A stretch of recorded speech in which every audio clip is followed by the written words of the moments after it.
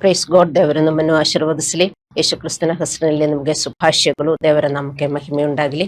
ನಮ್ಮ ಇಂದಿನ ಸಂದೇಶದ ಶೀರ್ಷಿಕೆ ನಮ್ಮೊಳಗಿರುವ ಗುಪ್ತ ಶತ್ರು. ಕುಟುಂಬದ ಸದಸ್ಯರು, ಸ್ನೇಹಿತರು, ಚರ್ಚಿನ ಸದಸ್ಯರು ಅಥವಾ ಸಹೋದ್ಯೋಗಿಗಳಂತಹ ನೀವು ನಂಬಿದ ಯಾರಾದರೂ ನಿಮ್ಮ ಮನಸ್ಸಿಗೆ ಎಂದಾದರೂ ತೀವ್ರ ನೋವು ಉಂಟು ಮಾಡಿದ್ದಾರೆ. ಘಟನೆ ಮುಗಿದ ನಂತರವೂ ಅದರ ನೋವು ನಿಮ್ಮ ಹೃದಯದಲ್ಲಿ ಉಳಿದಿಟ್ಟುಕೊಳ್ಳಬಹುದು. ನಾವು ಹೊರಗೆ ನಗುತ್ತಲೇ ಇರಬಹುದು, ಆದರೆ ಒಳಗೊಳಗೆ ಆ ನೋವನ್ನೇ ಮತ್ತೆ ಮತ್ತೆ ನೆನಪಿಸಿಕೊಳ್ಳುತ್ತಾ ಆ ವ್ಯಕ್ತಿ ತಾವೇ ಸಹಿತ ಕೃತ್ಯಕ್ಕಾಗಿ ಪಶ್ಚಾತ್ತಾಪ ಪಡಲಿ ಅಥವಾ ಕಷ್ಟಪಡಲಿ ಎಂದು ಬಯಸುತ್ತೇವೆ. ಈ ಗುಪ್ತ ಭಾವನೆಗಳು ಕ್ರಮೇಣ ಸೇಡಿನ ಮನೋಭಾವವಾಗಿ ಬೆಳೆಯುವುದು ಎಂಬುದು ಅನೇಕ ವಿಶ್ವಾಸಿಗಳಿಗೆ ಅರಿವಿರುವುದಿಲ್ಲ. ಇಂದು ದೇವರು ಈ ಗುಪ್ತ ವಿಷಯವನ್ನು ನಿಭಾಯಿಸಬೇಕೆಂದು ಮತ್ತು ತನ್ನ ಶಾಂತಿ ಪ್ರೀತಿಯಿಂದ ಬದಲಾಯಿಸಬೇಕೆಂದು ಬಯಸುತ್ತಾನೆ. ನಮ್ಮಲ್ಲಿ ಕೆಲವರು ಹೀಗೆ ಯೋಚಿಸುತ್ತಿರಬಹುದು, ಪ್ರತಿಕಾರದ ಕುರಿತಾದ ಸಂದೇಶ ನನಗೆ ಏಕೆ ಬೇಕು? ಆದರೆ ಸೇಡು ಯಾವಾಗಲೂ ಕ್ರಿಯೆಗಳಿಂದ ಪ್ರಾರಂಭವಾಗುವುದಿಲ್ಲ, ಅದು ಹೃದಯದಲ್ಲಿ ಪ್ರಾರಂಭವಾಗುತ್ತದೆ. ನಾವು ಅದನ್ನು ನಿಭಾಯಿಸದಿದ್ದರೆ ಅದು ನಮ್ಮ ಶಾಂತಿ ಮತ್ತು ದೇವರೊಂದಿಗಿನ ಸಂಬಂಧವನ್ನು ಹಾಳು ಮಾಡುತ್ತದೆ. ನಮ್ಮ ಅರಿವಿಲ್ಲದೆ ನಮ್ಮೊಳಗೆ ಬೆಳೆಯುತ್ತಿರುವ ಒಂದು ಗುಪ್ತ ಶತ್ರುವಾಗಿದೆ ಇದು. ನಮ್ಮಲ್ಲಿ ಸೇಡು ತೀರಿಸಿಕೊಳ್ಳುವ ಮನೋಭಾವವಿಲ್ಲ ಎಂದು ಹೇಳುವ ಮುನ್ನ ನಾವು ಪ್ರಾಮಾಣಿಕವಾಗಿ ನಮ್ಮ ಹೃದಯಗಳನ್ನು ಪರಿಶೀಲಿಸೋಣ. ಪ್ರತಿಕಾರದ ಮನೋಭಾವವು ಕೇವಲ ದೈಹಿಕವಾಗಿ ಸೇಡು ತೀರಿಸಿಕೊಳ್ಳುವುದಕ್ಕೆ ಸೀಮಿತವಾಗಿರುವುದಿಲ್ಲ, ಅದು ಹೆಚ್ಚು ಸೂಕ್ಷ್ಮ ಸ್ವರೂಪದ್ದು ಆಗಿರಬಹುದು. ನಿಮಗೆ ನೋವುಂಟು ಮಾಡಿದ ವ್ಯಕ್ತಿಯೊಬ್ಬರು ಸಂಕಷ್ಟಕ್ಕೆ ಸಿಲುಕಿದಾಗ ನಿಮಗೆ ಎಂದಾದರೂ ಸಂತೋಷವೆನಿಸಿದೆಯೇ?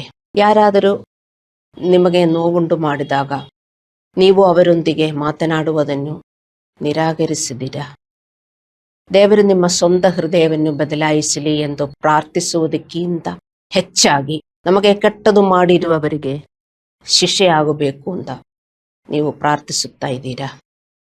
ಇವುಗಳಲ್ಲಿ ಯಾವುದಕ್ಕಾದರೂ ನಿಮ್ಮ ಉತ್ತರ ಹೌದು ಎಂದಾದರೆ ನಿಮ್ಮೊಳಗೆ ಅಡಗಿರುವ ಸೇಡಿನ ಮನೋಭಾವವನ್ನು ಸರಿಪಡಿಸಿಕೊಳ್ಳುವಂತೆ ದೇವರು ನಿಮ್ಮನ್ನು ಪ್ರೀತಿಯಿಂದ ಇವತ್ತು ಕರೆಯುತ್ತಾನೆ.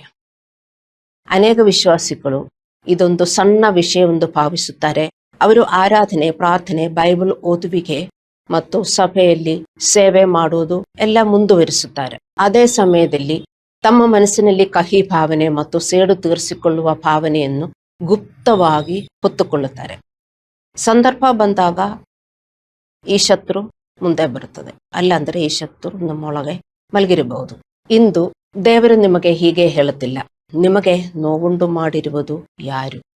ಬದಲಾಗಿ ದೇವರು ಹೀಗೆ ಹೇಳುತ್ತಾರೆ, ಆ ನೋವು ನಿಮ್ಮ ಹೃದಯದಲ್ಲಿ ಏನನ್ನು ಹುತ್ತು ಹಾಕಲು ನೀವು ಅವಕಾಶ ಮಾಡಿಕೊಳ್ಳುತ್ತೀರಿ.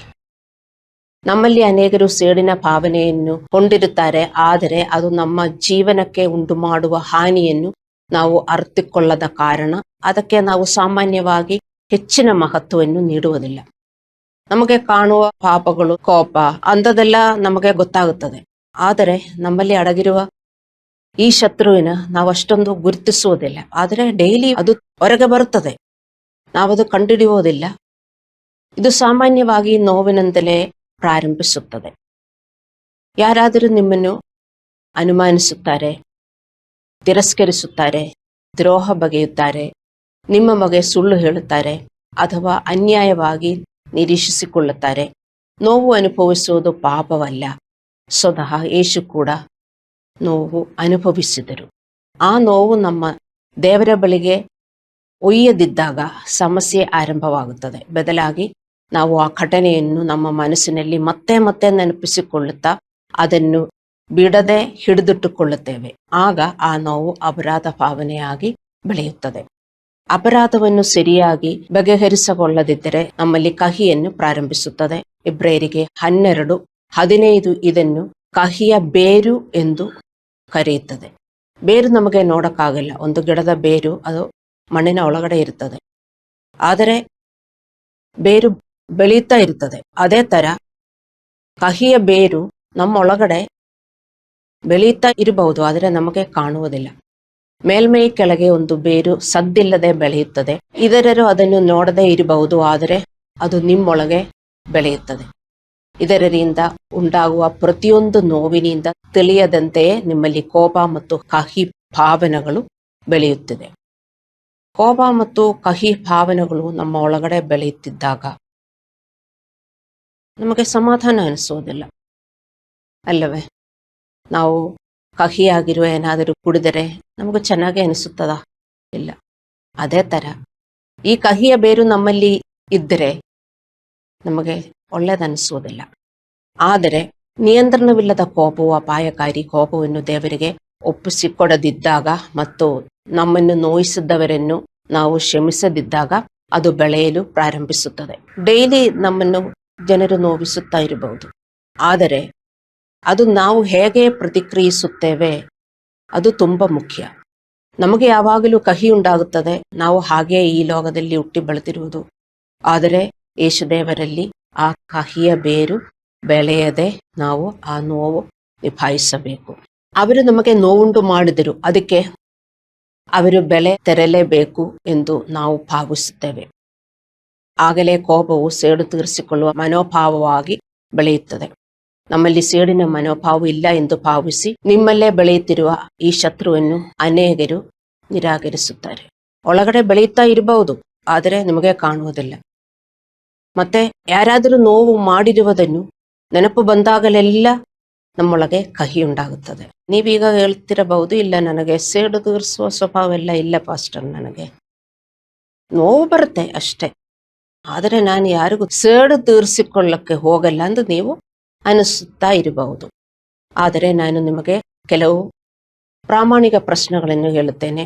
ಯಾರಾದರೂ ನಿಮಗೆ ನೋವುಂಟು ಮಾಡಿದಾಗ ಅವರು ಮಾಡಿದ್ದನ್ನು ಪದೇ ಪದೇ ನಿಮ್ಮ ಮನಸ್ಸಲ್ಲಿ ನೆನಪಿಸಿಕೊಳ್ಳುತ್ತೀರಾ?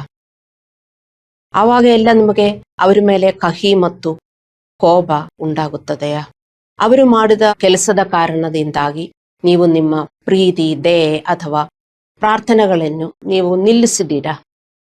ನೀವು ಅಷ್ಟು ದಿನ ಪ್ರೀತಿಯಿಂದ ಪ್ರೇಯರ್ ಮಾಡುತ್ತಾ ಇದ್ರಿ, ಆದರೆ ನಿಮಗೆ ಅವರೇನೋ ಕಟ್ಟದು ಮಾಡಿದ್ರಿ. ಆವಾಗಲಿಂದ ನೀವು ಅವರಿಗೆ ಪ್ರಾರ್ಥಿಸುವುದನ್ನು ನಿಲ್ಲಿಸಿದ್ದೀರಾ? ಇವುಗಳಲ್ಲಿ ಯಾವುದಾದರೂ ಸತ್ಯವಾಗಿದ್ದರೆ ಸೇಡಿನ ಭಾವನೆಯ ಬೀಜವು ಈಗಾಗಲೇ ನಿಮ್ಮ ಹೃದಯವನ್ನು ಪ್ರವೇಶಿಸಿರುತ್ತದೆ. ಸೇಡು ತೀರಿಸಿಕೊಳ್ಳುವುದು ಎಂದರೆ ಕೇವಲ ನಿಮ್ಮ ಕೈಗಳಿಂದ ಇನ್ನೊಬ್ಬರಿಗೆ ನೋವುಂಟು ಮಾಡುವುದಲ್ಲ, ಆದರೆ ಅದು ಒಂದು ಆಂತರಿಕ ಮನೋಭಾವವಾಗಿತ್ತು. ಜನರು ಮಾಡಿದ ತಪ್ಪಿಗೆ ಪ್ರತಿಕಾರವನ್ನು ಬಯಸುತ್ತದೆ. ಅವರ ಮೇಲೆ ಕೋಪ ಹಿಂಗೆ ಬರ್ತದೆ, ಅದು ಪ್ರತಿಕಾರ. ಅವರಿಗೆ ಕಟ್ಟದಾಗಬೇಕು ಅಂತ ನಿಮ್ಮ ಮನಸ್ಸಿನಲ್ಲಿ ನೀವು ಬಯಸುತ್ತೀರಿ, ಅದು ಪ್ರತಿಕಾರ. ಅವರಿಗೆ ಕಟ್ಟದಾಗಬೇಕು ಅಂತ ನೀವು ಪ್ರಾರ್ಥಿಸುತ್ತೀರಿ. ನಿಮ್ಮ ಬದಲಾವಣೆಗಲ್ಲ ನೀವು ಪ್ರಾರ್ಥಿಸುವುದು, ಅವರು ಬದಲಾಗಬೇಕು, ಅವರಿಗೆ ಶಿಕ್ಷೆಯಾಗಬೇಕು ಎಂದು ನೀವು ಜಾಸ್ತಿ ಪ್ರಾರ್ಥಿಸುತ್ತೀರಿ. ಇದೆಲ್ಲ ಸೇಡು ನಿಮ್ಮಲ್ಲಿ ಬೆಳೆಯುವುದು ಎಂದು ಅರ್ಥ ಮಾಡಿಕೊಳ್ಳಬೇಕು. ಇದು ಹಾನಿಯನ್ನು ಉಂಟು ಮಾಡುತ್ತದೆ. ಅಪರಾಧಿ ಬೆಳೆಯುವುದನ್ನು ನೋಡಲು ನೀವು ಬಯಸುತ್ತೀರಿ. ಅಪರಾಧಿ ಬೆಳೆಯುತ್ತಾ ಇದ್ದರೆ ನೀವು ಹೇಳ್ತಾ ಇರಬಹುದು, ಅಯ್ಯೋ ಪಾಪ ಹಂಗಾಯ್ತಾ ಅಂದ. ಆದರೆ ನಿಮ್ಮೊಳಗಡೆ ನೀವು ಸಂತೋಷದಿಂದ ಅದೆಲ್ಲ ಹಂಗೆ ಆಗಬೇಕಾಯಿತು. ಆದರೆ ಅವರ ಮುಂದೆ ಮತ್ತು ಬೇರೆಯವರ ಮುಂದೆನೂ ತುಂಬಾ ಸ್ಪಿರಿಚುವಲ್ ಆಗಿ ನೀವು ಮಾತಾಡ್ತೀರಿ, ಪಾಪ. ಸುಮ್ಮನೆ ಒಂದು ಅಲಂಕಾರ ವರ್ಡು ಪಾಪ. ಆದರೆ ಒಳಗಡೆ ಅವರು ಅನುಭವಿಸುವುದನ್ನು ನೀವು ಮನರಂಜಿಸುತ್ತಾ ಇರಬಹುದು. ಸೇಡಿನ ಮನೋಭಾವದಿಂದ ಉಂಟಾಗುವ ಅತಿ ದೊಡ್ಡ ಅಪಾಯವೆಂದರೆ ಅದು ಇತರರಿಗೆ ಏನು ಮಾಡುತ್ತದೆ ಎಂಬುದಲ್ಲ, ಬದಲಾಗಿ ಅದು ನಿಮ್ಮೊಳಗೆ ಮೌನವಾಗಿ ಏನು ಮಾಡುತ್ತದೆ ಎಂಬುದು ಆಗಿದೆ. ಇದು ಒಂದು ಕಾಯಿಲೆಯಂತೆ ಕೆಲಸ ಮಾಡುತ್ತದೆ.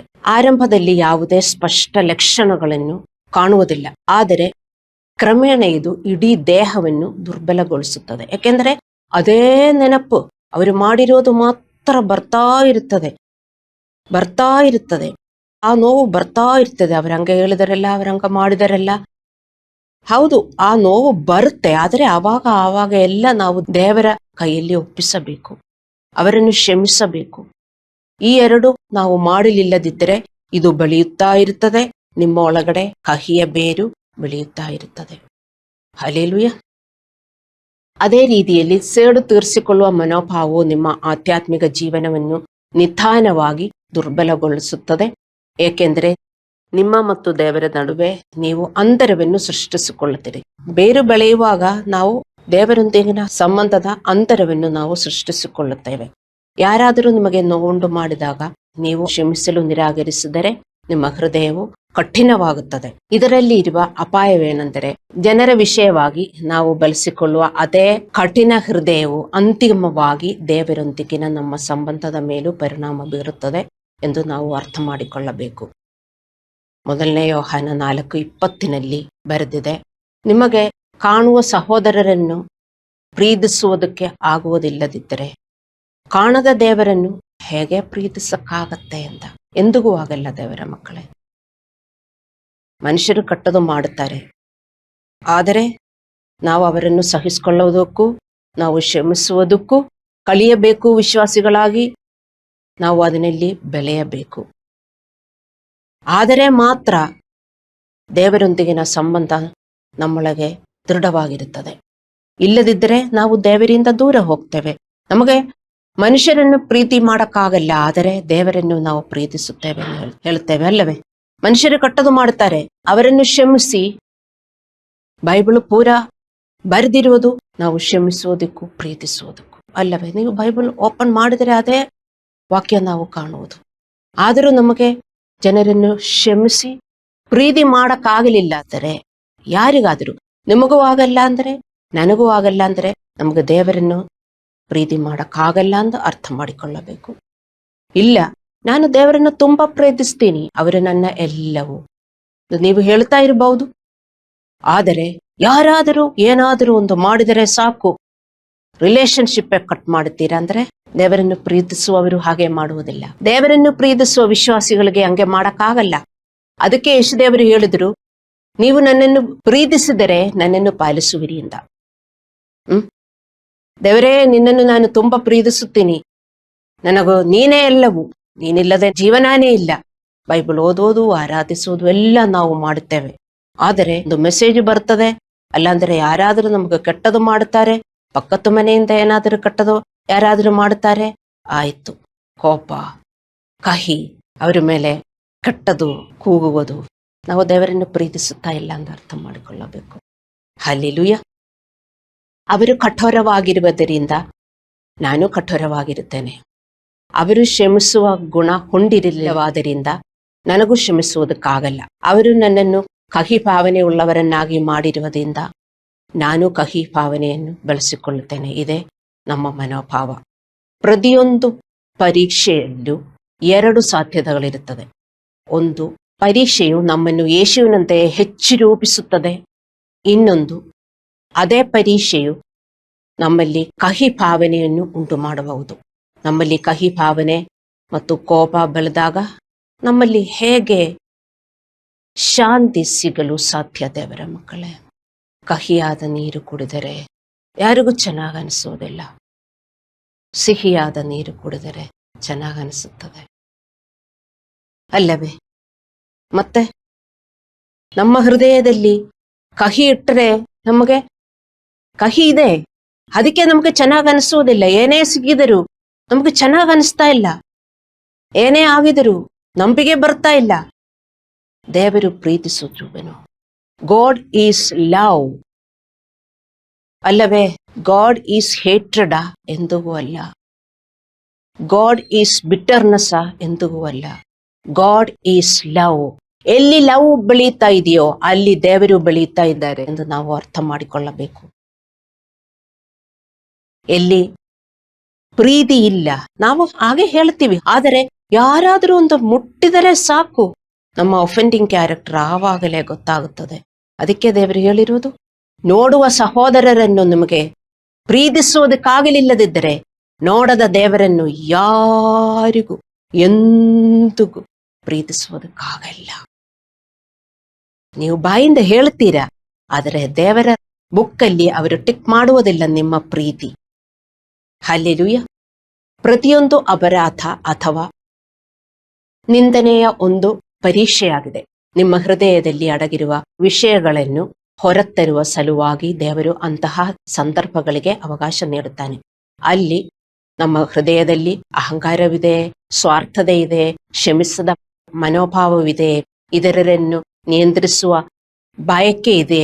ಇದೆಲ್ಲ ನಾವು ನೋಡಬೇಕು. ಒಂದು ಅಪರಾಧ ಒಬ್ಬ ವ್ಯಕ್ತಿ ಅಥವಾ ಒಂದು ನೋವಿನ ನೆನಪಿನಲ್ಲಿ ನಿಮ್ಮನ್ನು ತೊಡಗಿಸಿಕೊಳ್ಳುವ ಮೂಲಕ ಸೈತಾನನು ನಿಮ್ಮ ಆಧ್ಯಾತ್ಮಿಕ ಬೆಳವಣಿಗೆಯನ್ನು ವರ್ಷಗಳ ಕಾಲ ಕುಂಠಿತಗೊಳಿಸಬಲ್ಲನು. ಒಬ್ಬರ ಮೇಲೆ ನೀವು ಕೋಪ ಇಟ್ಟರೆ ಸಾಕು, ನಿಮಗೆ ಆತ್ಮೀಯವಾಗಿ ಬೆಳೆಯುವುದಕ್ಕೆ ಆಗುವುದಿಲ್ಲ. ವಿಶ್ವಾಸಿಗಳ 99 ಜನರನ್ನು ನೀವು ಪ್ರೀತಿಸುತ್ತಾ ಇರಬಹುದು, ಆದರೆ ಒಬ್ಬರೇ ಒಬ್ರು ಅವರನ್ನು ನನಗೆ ಪ್ರೀತಿಸಕ್ಕಾಗಲ್ಲ, ಅಷ್ಟೊಂದು ಕೆಟ್ಟವರು ಅವರು ಎಂದು ನೀವು ಹೇಳಿದರೆ ನೀವು ಆಧ್ಯಾತ್ಮಿಕವಾಗಿ ಎಂದಿಗೂ ಬೆಳೆಯುವುದಿಲ್ಲ. ಅದೊಬ್ಬರೇ ಸಾಕು. ಹಲ್ಲೆಲೂಯ. ಜನರು ನಮಗೆ ನೋವುಂಟು ಮಾಡಿದ್ದನ್ನು ನಾವು ತಡೆಯಲು ಸಾಧ್ಯವಿಲ್ಲ. ಜನರು ನೋವುಂಟು ಮಾಡುತ್ತಾರೆ, ಅದು ನಮಗೆ ತಡೆಯಲಿಕ್ಕಾಗುವುದಿಲ್ಲ. ಆ ನೋವು ನಮ್ಮಲ್ಲಿ ಏನು ಪರಿವರ್ತನೆ ಮಾಡುತ್ತದೆ ಅದೇ ಮುಖ್ಯ. ಕೆಟ್ಟದು ಮಾಡಬಹುದು, ಒಳ್ಳೆಯದು ಮಾಡಬಹುದು. ಸ್ವಾಭಾವಿಕವಾಗಿ ನಮಗೆ ಒಳ್ಳೆಯದು ಮಾಡಕ್ ಆಗುವುದಿಲ್ಲ. ನಮಗೆ ಕಹಿ ಭಾವನೆ ಬರುತ್ತದೆ, ಕೋಪ ಬರುತ್ತದೆ ಅವರ ಮೇಲೆ. ಆದರೆ ಅದಿಂದೆಲ್ಲ ನಾವು ಹೊರಗೆ ಬಂದು ಅವರನ್ನು ನಾವು ಪ್ರೀತಿಸೋದಿಕ್ಕೆ ನಾವು ಪ್ರಾಕ್ಟೀಸ್ ಮಾಡಬೇಕು.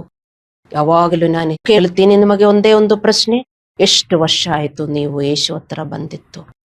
ನಿಮ್ಮಲ್ಲಿ ಎಷ್ಟೊಂದು ಪ್ರೀತಿ ಬೆಳೆಯುತ್ತಾ ಇದೆಯಾ? ಅಥವಾ ಪ್ರತಿಕಾರನ ಬೆಳೆಯುವುದು? ಪ್ರೀತಿ ಬೆಳೆಯುತ್ತಾ ಇಲ್ಲದಿದ್ದರೆ ಪ್ರತಿಕಾರ ಬೆಳೆಯುತ್ತದೆ ಎಲ್ಲರಲ್ಲೂ. ಯಾಕೆಂದರೆ ನಮಗೆ ನೋವುಂಟು ಮಾಡುವುದಕ್ಕೆ ತುಂಬಾ ಜನರಿರ್ತಾರೆ, ಮನೆಯಲ್ಲೇ ಇರ್ತಾರೆ, ಸುತ್ತಮುತ್ತಲಲ್ಲೂ ಇರ್ತಾರೆ, ಚರ್ಚಲ್ಲೂ ಇರ್ತಾರೆ. ಅವರನ್ನೆಲ್ಲ ನಾವು ಕ್ಷಮಿಸುವುದಕ್ಕೆ ಆಗುವುದಿಲ್ಲದಿದ್ದರೆ ಅರ್ಥ ಮಾಡಿಕೊಳ್ಳಿದ್ದೇವರ ಮಕ್ಕಳೇ, ನಿಮ್ಮಲ್ಲಿ ಅಪರಾಧದ ಮನೋಭಾವ ಬೆಳೆಯುತ್ತಾ ಇರುತ್ತದೆ ಅಂತ ಅರ್ಥ. ದೇವರು ನಮ್ಮ ಜೀವನದಲ್ಲಿ ಈ ನೋವನ್ನು ಪ್ರವೇಶಿಸಲು ಅನುಮತಿಸಿದಾಗ ನಮ್ಮಲ್ಲಿ ಏನನ್ನು ಉಂಟು ಮಾಡಲು ಆತನು ಪ್ರಯತ್ನಿಸುತ್ತಿದ್ದಾನೆಂದು ಮತ್ತು ಅದನ್ನು ಉಂಟು ಮಾಡಲು ನಾವು ಅನುಮತಿಸಬೇಕು. ಆ ಪ್ರಶ್ನೆ ಎಲ್ಲವನ್ನೂ ಬದಲಾಯಿಸುತ್ತದೆ. ನೋವುಂಟು ಮಾಡಿದವರನ್ನು ನಮಗೆ ಕ್ಷಮಿಸುವುದಕ್ಕಾಗಲಿಲ್ಲದಿದ್ದರೆ ಈ ಲೋಕದಲ್ಲಿ ನಮಗೆ ಜೀವನ ಕಠಿಣವಾಗುತ್ತದೆ. ಒಂದಿನಾನೂ ನಮಗೆ ಸಂತೋಷವಾಗಿ ಜೀವನ ಮಾಡೋಕ್ಕಾಗಲ್ಲ. ನಿಮಗೇ ಗೊತ್ತು, ನಿಮ್ಮ ಜೀವನ ನೀವು ತಕ್ಕೊಳ್ಳಿ. ಎಷ್ಟು ಜನರು ನಮಗೆ ಕೆಟ್ಟದು ಮಾಡ್ತಾರೆ, ಅವರು ಸುಳ್ಳು ಹೇಳ್ತಾರೆ, ಅಪರಾಧ ನಿಮ್ಮ ಮೇಲೆ ಹಾಕ್ತಾರೆ. ಅದೆಲ್ಲ ನಾವು ಸಹಿಸಬೇಕಲ್ಲ. ಇದೇ ಯೇಸುದೇವರು ಹೇಳಿದರು, ನನ್ನ ಸಿಲುಬೆಯನ್ನು ಹೊತ್ತುಕೊಂಡು ನನ್ನನ್ನು ಹಿಂಬಾಲಿಸಿರಿ ಅಂತ. ಇದು ನಮ್ಮ ಸಿಲುಬೆ. ಹೀಗೆಲ್ಲ ನಾವು ಪಾಲಿಸೋದು ನಮ್ಮ ಸಿಲುಬೆ. ಈ ಸಿಲುಬೆ ನಮಗೆ ಹೊತ್ತುಕೊಳ್ಳಕ್ಕಾಗಲಿಲ್ಲದಿದ್ದರೆ ಈ ಲೋಕದಿಂದ ಕೊಡುವ ಸಿಲುಬೆ ಕಷ್ಟ ನಾವು ಹೊತ್ತುಕೊಳ್ಳಬೇಕು. ಅದು ಏನೇ ಆಗಬಹುದು. ಅವರು ನನಗೆ ಹಿಂಗೆಲ್ಲ ಯಾಕೆ ಮಾಡ್ತಾರೆ, ಅಲ್ಲಂದರೆ ಹೀಗೆ ಯಾಕೆ ಮಾಡಿದ್ರು ಎಂದು ಕೇಳುವ ಬದಲು, ನಾನು ಕರ್ತನೆ, ನೀನು ಇದರ ಮೂಲಕ ನನ್ನಲ್ಲಿ ಏನು ಸಾಧಿಸಲು ಬಯಸುತ್ತೀರಾ ಎಂದು ನೀವು ಕೇಳಬೇಕು. ನೀವು ಎಚ್ಚರಿಕೆಯಾಗಿರಬೇಕು. ಇದರರು ನಿಮಗೆ ನೀಡಿದ ನೋವು ಸೇಡು ತೀರಿಸಿಕೊಳ್ಳುವ ಭಾವನೆಯಾಗಿ ಬದಲಾಗಬಾರದು. ದೇವರ ಮಕ್ಕಳೇ, ಇತರರು ಮಾಡಿರುವ ನೋವು ನಮ್ಮೊಳಗೆ ಸೇಡು ತೀರಿಸಿಕೊಳ್ಳುವ ಭಾವನೆಯಾಗಬಾರದು. ಅದು ಹಾಗೆ ಆಗುತ್ತದೆ ನಾವು ಮನುಷ್ಯರಾಗಿ ಈ ಲೋಕದಲ್ಲಿ ಹುಟ್ಟಿರುವುದರಿಂದ. ನಮ್ಮ ತಾಯಿಯ ಹೊಟ್ಟೆಯಿಂದ ನಾವು ಬಂದಿರುವುದು ಪಾಪಿಗಳಾಗಿ. ಆ ರಕ್ತದಲ್ಲೇ ನೀವು ಜೀವನ ಮಾಡಿದರೆ ನಿಮ್ಮಲ್ಲಿ ಸೇಡು ಮಾತ್ರ ಬೆಳೆಯುತ್ತಾ ಇರುತ್ತದೆ ಎಂದು ನೀವು ಅರ್ಥ ಮಾಡಿಕೊಳ್ಳಬೇಕು. ಇವತ್ತು ತನಕ ನೀವದು ನೋಟಿಸ್ ಮಾಡಿರಲಿಲ್ಲ, ಆದರೆ ಇವತ್ತಿನಿಂದ ಈ ಮೆಸೇಜ್ ಕೇಳಿಸ್ಕೊಂಡ ಮೇಲೆ ನೀವು ಸೇಡು ನಿಮ್ಮಲ್ಲಿ ಬೆಳೆಸಬಾರದು. ಎಂದರೆ ನಿಮಗೆಂದಿಗೂ ದೇವರ ಪ್ರೀತಿಯಲ್ಲಿ ಜೀವನ ಮಾಡೋಕ್ಕಾಗಲ್ಲ, ಎಂದಿಗೂ. ಹಲ್ಲೆಲೂಯ. ನೋವು ನಮ್ಮ ಹೃದಯದಲ್ಲಿ ಏನಿದೆ ಎಂಬುದನ್ನು ಹೊರಗಡವುತ್ತದೆ. ನಮಗೆ ಅವಮಾನವಾದಾಗ ನಮ್ಮ ಹೆಮ್ಮೆಯು ಆಗಾಗ್ಗೆ ನ್ಯಾಯ, ಮನ್ನಣೆ ಅಥವಾ ಸೇಡನ್ನು ಬಯಸುತ್ತದೆ, ಅಲ್ಲವೇ? ಆದರೆ ನಮ್ಮ ಸ್ವಭಾವದ ಪ್ರೇರಣೆಯಿಂದ ಪ್ರತಿಕ್ರಿಯಿಸುವ ಬದಲು ದೇವರ ಮುಂದೆ ನಮ್ಮನ್ನು ತಗ್ಗಿಸಿಕೊಂಡರೆ ನೋವು ನಮ್ಮನ್ನು ವಿನಮ್ರರಾಗಿಯೂ ಕ್ರಿಸ್ತನಂತೆ ಇರುವವರಾಗಿಯೂ ಮಾಡುತ್ತದೆ. ನೋವಿನಿಂದ ನಮಗೆ ಸಂತೋಷ ಉಂಟಾಗಬೇಕು, ಆಗತ್ತಾ? ತುಂಬಾ ಕಷ್ಟ. ನೋವಿನಿಂದ ನೋವು ಮಾತ್ರ ನಮಗೆ ಉಂಟಾಗುತ್ತದೆ. ನೋವಿನಿಂದ ನೋವು ಮಾತ್ರ ನಮಗೆ ಉಂಟಾಗುತ್ತದೆ. ಮನಸ್ಸು ಪೂರ ನೋವು, ಮತ್ತೆ ಆಮೇಲೆ ಅದು ಶರೀರದಲ್ಲೂ ಸ್ಪ್ರೆಡ್ ಆಗುತ್ತದೆ. ಒಂದೊಂದು ಕಾಯಿಲೆಗಳು ಬರುತ್ತದೆ. ಮನಸ್ಸು ವಾಸಿಯಾಗಿದರೆ ಮಾತ್ರ, ನಮ್ಮ ಆತ್ಮ ವಾಸಿಯಾಗಿದರೆ ಮಾತ್ರ ನಮ್ಮ ಶರೀರವು ವಾಸಿಯಾಗುವುದು. ಯೇಸುದೇವರು ಬಂದಿರುವುದು ನಮ್ಮ ಆತ್ಮಕ್ಕೆ ಜೀವ ಕೊಡುವುದಕ್ಕೆ. ಆತ್ಮರಕ್ಷಕ, ಆತ್ಮರಕ್ಷಕ ಒಂದು ಸಾಂಗ್ ಇದೆಯಲ್ಲ, ನನ್ನ ಆತ್ಮರಕ್ಷಕ, ನನ್ನನ್ನು ರಕ್ಷಿಸು, ನನ್ನ ಆತ್ಮವನ್ನು ರಕ್ಷಿಸು, ನನ್ನ ಮನಸ್ಸನ್ನು ರಕ್ಷಿಸು. ನನ್ನ ಮನಸ್ಸಲ್ಲಿ ತುಂಬ ಕೊಳೆ ಇದೆ, ನೋವಿದೆ, ಸೇಡಿದೆ, ಕಹಿ ಇದೆ, ಕೋಪ ಇದೆ, ರಕ್ಷಿಸು. ಇದೇ ನಾವು ಪ್ರಾರ್ಥಿಸೋದು. ಎಷ್ಟು ಒಳ್ಳೆ ಒಳ್ಳೆ ಹಾಡುಗಳು ನಾವು ಹಾಡುತ್ತೇವೆ, ಆದರೆ ನಮ್ಮ ಆತ್ಮಗಳು ಮುಟ್ಟದೆ ಬೇರೆ ಎಲ್ಲ ರಕ್ಷಿಸಬೇಕು ಅಂತ ವಿಶ್ವಾಸಿಗಳು ಪ್ರಾರ್ಥಿಸುತ್ತಾರೆ. ಜಾಣರಾಗಿ ಜೀವನ ಮಾಡಿರಿ ದೇವರ ಮಕ್ಕಳೇ. ನಮ್ಮ ಆತ್ಮಕ್ಕೆ ವಾಸಿಯಾಗಿದರೆ ನಮ್ಮ ಶರೀರಕ್ಕೂ ನಮ್ಮ ಜೀವನಕ್ಕೂ ವಾಸಿಯಾಗುತ್ತದೆ. ಕಹಿ ಭಾವನೆ, ಅಸಮಾಧಾನ ಅಥವಾ ಸೇಡು ತೀರಿಸಿಕೊಳ್ಳುವ ಬಯಕೆಯೊಂದಿಗೆ ಬದುಕಲು ಕಲಿಯುವಂತೆ ದೇವರು ನಮಗೆ ಎಂದಿಗೂ ಹೇಳುವುದಿಲ್ಲ. ಕೆಲವರು ಹೇಳುತ್ತಾರೆ, ಇದು ನನ್ನ ವ್ಯಕ್ತಿತ್ವವಷ್ಟೇ, ಕೇವಲ ಕಾಲವೇ ಇದನ್ನು ಗುಣಪಡಿಸುತ್ತದೆ, ಅಥವಾ ಇದೊಂದಿಗೆ ಬದುಕಲು ನಾನು ಕಲಿತಿದ್ದೇನೆ ಎಂದು ಕೆಲವರು ಭಾವಿಸುತ್ತಾರೆ. ಇದು ನಾನು ಹಿಂಗೆ, ನನಗೆ ಯಾರಾದರೂ ಕಟ್ಟದು ಮಾಡಿದರೆ ನೋವಾಗುತ್ತದೆ, ನಾನು ಸ್ವಲ್ಪ ಮಲ್ಕೊಂಡು ಆ ನೋವಿನಲ್ಲೇ ಇರ್ತೀನಿ. ಕೆಲವರು ತಿಳ್ಕೊಳ್ಳುತ್ತಾರೆ. ಅವ್ರಿಗೆ ಆ ನೋವೊಂದು ಮನರಂಜಿಸಿಲ್ಲದಿದ್ದರೆ ಅವರಿಗೆ ಒಳ್ಳೇದಾಗುವುದಿಲ್ಲ. ಆದರೆ ನಿಮ್ಮ ಆತ್ಮಕ್ಕೆ ಆ ನೋವು ಏನಾಗುತ್ತದೆ ಎಂದು ದೇವರ ಮಕ್ಕಳೇ ನಿಮಗೆ ಗೊತ್ತಿಲ್ಲ. ಅಯ್ಯೋ, ಅಷ್ಟು ಕಟ್ಟದು ಮಾಡಿರುವುದಲ್ಲ ಅವರು ಎಂದು ಹೇಳಿ ಆ ನೋವಿನಲ್ಲಿ 2 ದಿನ ಅವರು ಬದುಕಲಿಲ್ಲದಿದ್ದರೆ ಕೆಲವರಿಗೆ ಸಮಾಧಾನವಾಗುವುದಿಲ್ಲ. ಅದು ನಿಮಗೆ ಕಟ್ಟದು ಮಾಡುತ್ತದೆ ಎಂದು ನೀವು ಅರ್ಥ ಮಾಡಿಕೊಳ್ಳಿ. ಅದಿನ್ನೂ ನಿಮಗೆ ಆ ಕಹಿ ಭಾವನೆ ಬೆಳೆಯುತ್ತದೆ. ಯಾಕೆಂದ್ರೆ ನೆನಪು ಯಾರಿಗೂ ತಡ್ಕೊಳ್ಳಕ್ಕಾಗಲ್ಲ ಅಲ್ಲವೇ? ನಮಗೆಲ್ಲರಿಗೂ ಗೊತ್ತು ಆ ನೆನಪೆಂಗೆ ಬಂದು ನಮ್ಮನ್ನು ಅಟ್ಯಾಕ್ ಮಾಡುತ್ತದೆ ಅಂತ. ಆದರೆ ನಾವು ಕ್ಷಮಿಸಿ ದೇವರ ಕೈಯಲ್ಲಿ ಇಟ್ಕೊಟ್ರೆ ನಮಗೆ ಬೇಗನೆ ಬಿಡುಗಡೆ ಸಿಗ್ತದೆ. ಅದು ಮಾಡಲಿಲ್ಲದಿದ್ರೆ ನಿಮ್ಮ ನೋವು ಬೆಳೆಯುತ್ತಾ ಇರುತ್ತದೆ, ನಿಮ್ಮ ಆತ್ಮವನ್ನು ಅದು ಕೊಲ್ಲುತ್ತದೆ ಒಂದು ದಿನ ಎಂದು ಅರ್ಥ ಮಾಡಿಕೊಳ್ಳಬೇಕು. ಕಹಿ ಭಾವನೆ, ಅಸಮಾಧಾನ ಅಥವಾ ಸೇಡು ತೀರಿಸಿಕೊಳ್ಳುವ ಬಯಕೆಯೊಂದಿಗೆ ಬದುಕಲು ಕಲಿಯುವಂತೆ ಬೈಬಲ್ ನಾವು ಎಂದಿಗೂ ಕಲಿತಿಲ್ಲ. ಬದಲಾಗಿ ಅವುಗಳನ್ನು ದೂರವಿಡುವಂತೆ ಕಲಿತಿರುವುದು. ಯಾರಾದರೂ ನಿಮಗೆ ನೋವುಂಟು ಮಾಡಿದರು ಎಂಬುದು ಅತಿ ದೊಡ್ಡ ದುರಂತವಲ್ಲ. ಯಾಕೆಂದರೆ ಈ ರೋಗದಲ್ಲಿ ನಮಗೆ ಜನರು ನೋವುಂಟು ಮಾಡುತ್ತಾರೆ. ಆ ನೋವು ವರ್ಷಗಳ ಕಾಲ ನಿಮ್ಮ ಹೃದಯದ ಮೇಲೆ ಹಾಗೂ ದೇವರು ಮತ್ತು ನಿಮ್ಮ ಕುಟುಂಬ ಮತ್ತು ನಿಮ್ಮ ಚರ್ಚ್ ಒಂದಿಗಿನ ನಿಮ್ಮ ಸಂಬಂಧದ ಮೇಲೆ ಪ್ರಭಾವ ಬೀರಲು ನೀವು ಬಿಡಬಾರದು. ಅರ್ಥವಾಯ್ತಾ ನಾನೇನು ಹೇಳಿದೆ ಅಂದೆ? ಯಾರಾದರೂ ನಿಮಗೆ ನೋವುಂಟು ಮಾಡಿದರು ಎಂಬುದು ಅತಿ ದೊಡ್ಡ ದುರಂತವಲ್ಲ. ಜನರು ನಮಗೆ ನೋವುಂಟು ಮಾಡುತ್ತಾರೆ, ಆದರೆ ನಮ್ಮ ಸಂಬಂಧದ ಮೇಲೆ ಅದು ಹಾಳು ಮಾಡಬಾರದು. ಏಕೆಂದರೆ ಇನ್ನೊಂದು ಸಾರಿ ನಾನು ಓದ್ತೀನಿ, 1 ಯೋಹಾನ 4:20 ಹೇಳುತ್ತದೆ, ನಿಮಗೆ ಕಾಣುವ ಜನರನ್ನು ಪ್ರೀತಿಸಲು ನಿಮಗೆ ಸಾಧ್ಯವಾಗದಿದ್ದರೆ ನಿಮಗೆ ಕಾಣದ ದೇವರನ್ನು ಪ್ರೀತಿಸಲು ಸಾಧ್ಯವಿಲ್ಲ.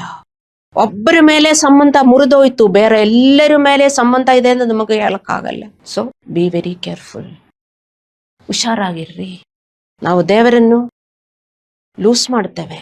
ಇದು ಸಣ್ಣ ದುರಂತವಲ್ಲ, ಇದೊಂದು ದೊಡ್ಡ ದುರಂತ. ಇದು ದೇವರು ಗಂಭೀರವಾಗಿ ಪರಿಗಣಿಸುವ ವಿಷಯವಾಗಿದೆ ದೇವರ ಮಕ್ಕಳೇ. ಏಕೆಂದರೆ ಸೇಡು ತೀರಿಸಿಕೊಳ್ಳುವ ಮನೋಭಾವವು ಕೇವಲ ಇನ್ನೊಬ್ಬ ವ್ಯಕ್ತಿ ಒಂದಿಗಿನ ಸಮಸ್ಯೆ ಇಲ್ಲ, ಅದು ನಿಮ್ಮ ಸಮಸ್ಯೆಯಾಗಿದೆ. ದೇವರಿಗೆ ಸಂಪೂರ್ಣವಾಗಿ ಶರಣಾಗಲು ನಿರಾಕರಿಸುವ ನಿಮ್ಮ ಹೃದಯವಾಗಿದೆ. You are not completely surrendering to God, submitting to God. ಎಲ್ಲರೂ ಹೇಳ್ತಾರೆ, ನಾನು ಸಬ್ಮಿಟ್ ಮಾಡಿದ್ದೀನಿ. ಅದನ್ನ ಅರ್ಥ ಏನು ಅಂತ ನಮಗೆ ಗೊತ್ತಾಗುವುದಿಲ್ಲ. ದೇವರಿಗೆ ಶರಣಾಗುವುದು ಅಂದರೆ ದೇವರೇನು ಹೇಳಿದ್ರು, ಹಿಯರ್ ಐ ಆಮ್, ನಾನು ಇಲ್ಲಿ ಇದ್ದೀನಿ ದೇವರೇ, ಮಾಡುತ್ತೀನಿ ಇಂದ ನಿಮಗೆ ಪಾಲಿಸುವ ಸಿದ್ಧ ಹೃದಯವಿದ್ದರೆ ಮಾತ್ರ ನಿಮಗೆ ಹೇಳಕ್ಕಾಗುವುದು, ನಾನು ಸಬ್ಮಿಟ್ ಮಾಡಿದ್ದೀನಿ ಅಂತ. ಮಾಡಿದ್ಮೇಲೆ ಅದೆಲ್ಲ ಪಾಲಿಸುವುದಕ್ಕೂ ಶುರು ಮಾಡಬೇಕು. ಅಂದರೆ ನಾವು ಬೆಳಗ್ಗೆ ಎದ್ದ ತಕ್ಷಣ ನಮಗೆ ಪಾಲಿಸುವುದಕ್ಕೆ ಏನೇನು ಬರುತ್ತದೆ ಅಲ್ಲವೇ, ರಾತ್ರಿ ಮಲಗುವ ತನಕ ಅದೆಲ್ಲ ನಮ್ಮ ಪರೀಕ್ಷೆಯಾಗಿದೆ ಎಂದು ಅರ್ಥ ಮಾಡಬೇಕು. ಒಂದು ದಿನದಲ್ಲಿ ಎಷ್ಟೊಂದು ಪರೀಕ್ಷೆ ಬರುತ್ತದೆ. ನಿಮ್ಮ ಮನೆಯಲ್ಲಿ ಯಾರು ಇಲ್ಲದಿದ್ರು ನಿಮ್ಮ ಹೃದಯದಲ್ಲಿ ಪರೀಕ್ಷೆ ಬರುತ್ತದೆ. ಯೋಚನೆಗಳು, ನೋವುಗಳು, ಜನರು ಕೆಟ್ಟದು ಮಾಡಿರುವ ಯೋಚನೆಗಳು. ಮನೆಯಲ್ಲಿ ಯಾರೂ ಇಲ್ಲ, ನೀವೊಬ್ಬರೇ ಇದ್ರು ನಿಮಗೆ ಪರೀಕ್ಷೆ ಇರುತ್ತದೆ ನಿಮ್ಮ ಹೃದಯದಲ್ಲಿ. ಜಾಗರೂಕರಾಗಿರಬೇಕು ದೇವರ ಮಕ್ಕಳೇ. ಹಲ್ಲೆಲೂಯ. ಒಬ್ಬ ವಿಶ್ವಾಸಿಯು ದೇವರ ಸೇವೆ ಮಾಡಬಹುದು, ಬೇರೆಯವರಿಗೋಸ್ಕರ ಪ್ರಾರ್ಥಿಸಬಹುದು. ಅವರು ತಮ್ಮ ಮನಸ್ಸಿಗೆ ನೋವುಂಟು ಮಾಡಿದವರನ್ನು ಕ್ಷಮಿಸಿ ಬಿಡುಗಡೆ ಮಾಡಲು ನಿರಾಕರಿಸಿದರೆ ದೇವರೊಂದಿಗಿನ ಅವರ ಸಹಭಾಗಿತ್ವಕ್ಕೆ ಅಡ್ಡಿಯುಂಟಾಗುತ್ತದೆ ಮತ್ತು ದೇವರಿಗಾಗಿ ಅವರ ಉಪಯುಕ್ತತೆಯು ಸೀಮಿತವಾಗಿರುತ್ತದೆ. God cannot use you. ದೇವರು ನಿಮ್ಮನ್ನು ಯೂಸ್ ಮಾಡುತ್ತಾ ಇಲ್ಲ. ಸೇಡಿನ ಆತ್ಮದ ಮೂಲವು ಸಾಮಾನ್ಯವಾಗಿ ಗುಣವಾಗದ ನೋವಿನಲ್ಲಿರುತ್ತದೆ. ಸೇಡಿನ ಆತ್ಮದ ಮೂಲವು ಸಾಮಾನ್ಯವಾಗಿ ಗುಣವಾಗದ ನೋವಿನಲ್ಲಿರ್ತದೆ. ಗುಣವಾಗದ ನೋವು. ಯಾಕೆ ಆ ನೋವು ಗುಣವಾಗಲಿಲ್ಲ? ನೀವು ಅವರನ್ನು ಕ್ಷಮಿಸಲಿಲ್ಲ, ದೇವರ ಹತ್ರ ಹೋಗಲಿಲ್ಲ. ಅದಕ್ಕೆ. ಆದರೆ ಅದು ಅಸಮಾಧಾನ, ಹೆಮ್ಮೆ, ಕ್ಷಮಿಸದಿರುವುದು, ಕಹಿ ಇತ್ಯಾದಿಗಳು ನಿಮ್ಮಲ್ಲಿ ಪೋಷಿಸಲ್ಪಟ್ಟಿದ್ದರೆ ಮತ್ತು ಆ ಬೇರುಗಳನ್ನು ನಿಭಾಯಿಸದ ಹೊರತು ಸೇಡಿನ ಮನೋಭಾವವು ಬೆಳೆಯುತ್ತಲೇ ಇರುತ್ತದೆ. ಯಾರಾದರ ಹೆಸರನ್ನು ಕೇಳಿದಾಗ ಇಂದಿಗೂ ನಿಮ್ಮಲ್ಲಿ ಕೋಪ, ಅಸಮಾಧಾನ ಅಥವಾ ಅವರು ಕಷ್ಟಪಡಬೇಕು ಅಂತ ಗುಪ್ತ ಬಯಕೆ ಉಂಟಾಗುತ್ತದೆ. ಹೆಸರು ಬಂದರೆ ಸಾಕು ನಿಮ್ಮ ಹೃದಯದಲ್ಲಿ ಏನು ಬರುತ್ತದೆ? ಜಾಗರೂಕರಾಗಿ. ಇದೇ ಆತ್ಮೀಯ ಜೀವನ.